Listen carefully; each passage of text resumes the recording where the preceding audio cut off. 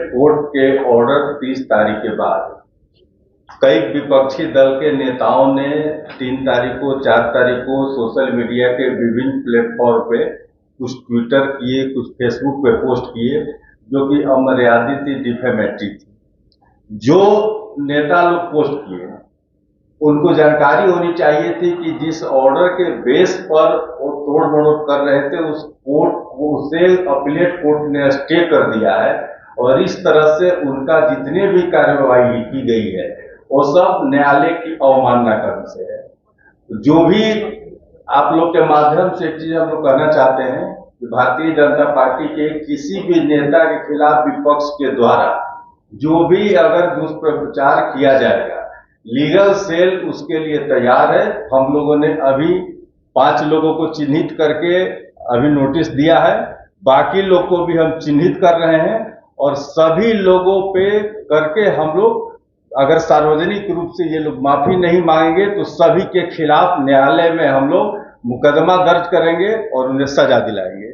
इसके अलावा अन्य भी किसी नेता के खिलाफ विपक्ष के द्वारा अगर इस तरह की घटिया हरकत की जाएगी तो उसके लिए भी लीगल सेल कानूनी कार्रवाई करेगी और उन्हें सजा दिलवाएगी। ये निर्णय आ चुका है, उसके बारे में गलत बयानी की जा रही है जो कि बिल्कुल गलत है। मैंने उस न्याय निर्णय को अध्ययन किया है, अच्छे से अध्ययन किया है और तब उनको देखा है तो आश्चर्य होता है कि हमारे कांग्रेस पार्टी के प्रवक्ता या कांग्रेस पार्टी के ट्विटर हैंडल से या एक माननीय सदस्य जो है सांसद महोदय ऐसी टिप्पणियां कर रहे हैं कि नकली दवाई बनाई गई, जहर का व्यापारी है दिवेश मिश्रा जी।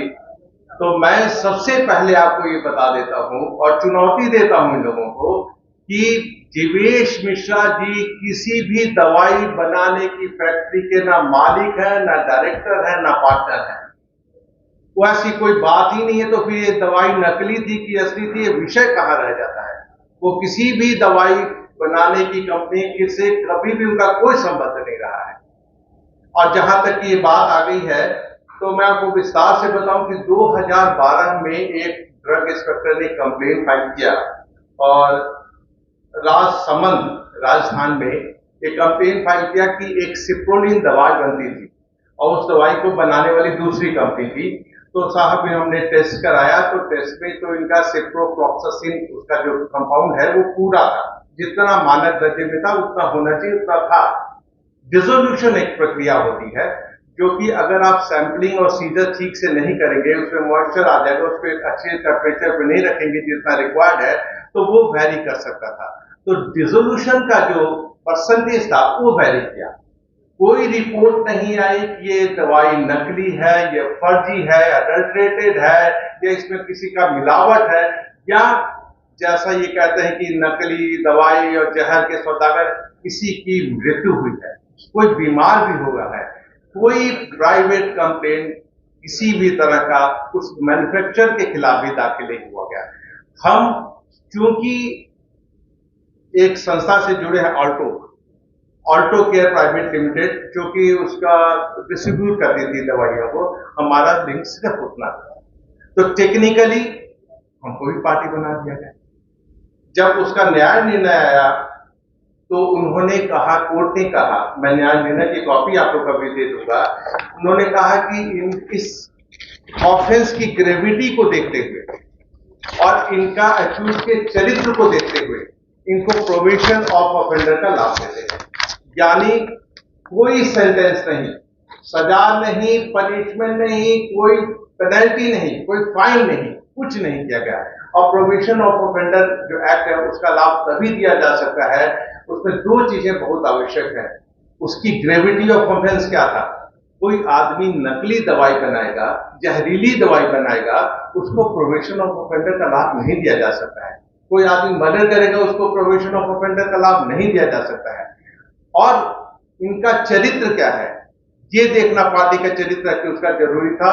हमारे चरित्र को देखा जाए कि ना पहले कोई शिकायत, ना अभी कोई शिकायत, ना हम मैन्युफैक्चरर है। जो लेबोरेटरी में टेस्ट की गई उस लेबोरेटरी में लिखा गया कि फ्रांसिस कंपनी है जो बनाती है, उनसे वो सैंपल लिया गया, जिससे हमको दूर दूर तक लेना नहीं है।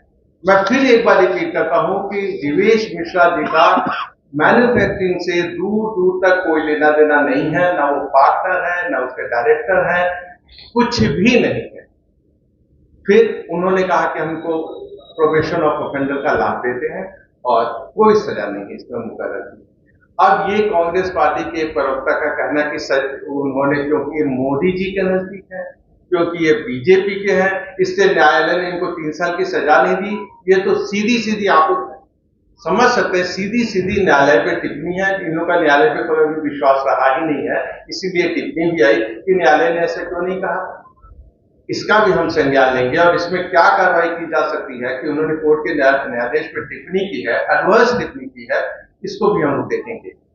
4-5 आदमियों को अभी हम बता रहे हैं, रोहिणी आचार्य जी को, पप्पू यादव जी को, ऋषि मिश्रा, मसकूर अहमद उस्मानी और कांग्रेस पार्टी को हम लीगल नोटिस भेज चुके हैं।